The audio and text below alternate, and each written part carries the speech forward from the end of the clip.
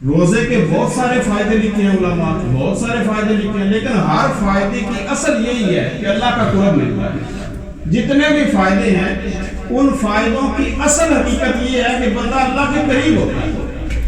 ایک فائدہ تو یہ لکھا کہ اس میں بہت زیادہ ثواب ہے۔ اب ثواب کی بھی کوئی حد نہیں ہے۔ روزہ رکھنے سے اس مہینے میں جو نیکی انسان کرتا ہے کتنا ثواب ملتا ہے انسان شمار نہیں کر سکتا۔ اگر نفل پڑھتا ہے تو فرض کے برابر ثواب ملتا ہے، اگر فرض پڑھتا ہے تو 70 گنا اس کا ثواب بڑھا دیا جاتا ہے۔ اب ایک نماز پڑھیں گے تو 70 نمازوں کا ثواب، اگر وہی نماز آپ جماعت کے ساتھ پڑھیں گے تو 27 گنا اس کو بڑھا دیا جاتا ہے۔ تو کون اس کا حساب لگائے کہ کتنا ثواب ملتا ہے اس مہینے میں؟ ایک جمعہ پڑھے تو 70 گنا زیادہ ثواب ملے تو کتنا ہو جاتا ہے؟ اتنا تو سارے سال میں جمعہ پڑھنے کا نہیں ملتا۔ اگر 2 جمعے بندہ نمازیں ادا کرتا ہے یا 3 جمعے یا پورا مہینہ ادا کرتا ہے تو کئی سال جمعہ پڑھنے کا ثواب ملتا ہے۔ تو اس حد تک اس ثواب کو بڑھا دیا جاتا ہے۔ ثواب کیا ہے؟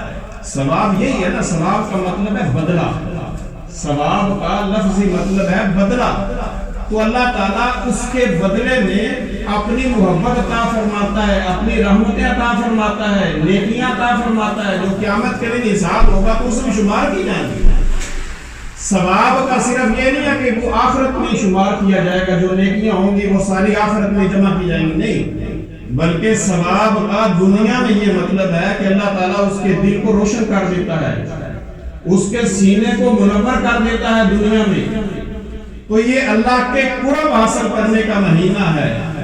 فرمایا لعلکم تتقون، اس سے انسان کا یہ بھی فائدہ ہوتا ہے کہ ایک نفس پر کنٹرول ہوتا ہے، کہ سب سے بڑا انسان کا دشمن نفس ہی تو ہے، اس پر بھی کنٹرول اس رمضان المبارک کے مہینے میں روزے دار اپنے نفس پر کنٹرول کرتا ہے کہ وہ کوئی حرام تو حرام، حلال چیز بھی اللہ کی اجازت کے بغیر نہیں کھاتا۔ کتنا کنٹرول کرتا ہے؟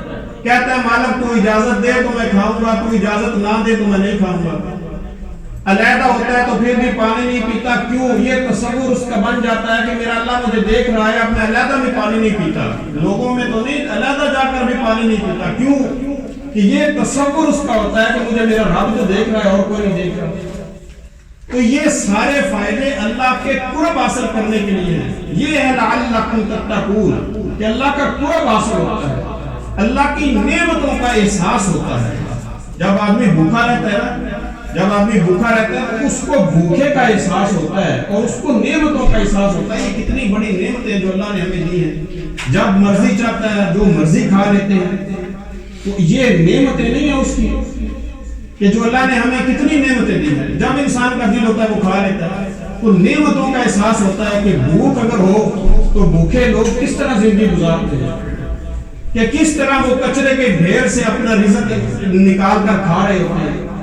انسانیت کے ساتھ محبت پیدا ہوتی ہے، انسانیت کا درد پیدا ہوتا ہے انسان کے اندر۔ جب بندہ روزہ رکھتا ہے تو نعمت کا بھی احساس ہوتا ہے کہ اس کی کتنی نعمتیں ہیں، پھر انسانیت کا درد اس کے اندر آتا ہے کہ یہ بھوکے لوگ کیسے زندگی بسر کرتے ہیں۔ اللہ نے ہمیں اگر دی ہے تو کتنی بڑی اس کی نعمت ہے، یہ جو اللہ نے ہمیں رزق دیا ہے، یہ اس کی کتنی بڑی عطا ہے، یہ اس کی کتنی بڑی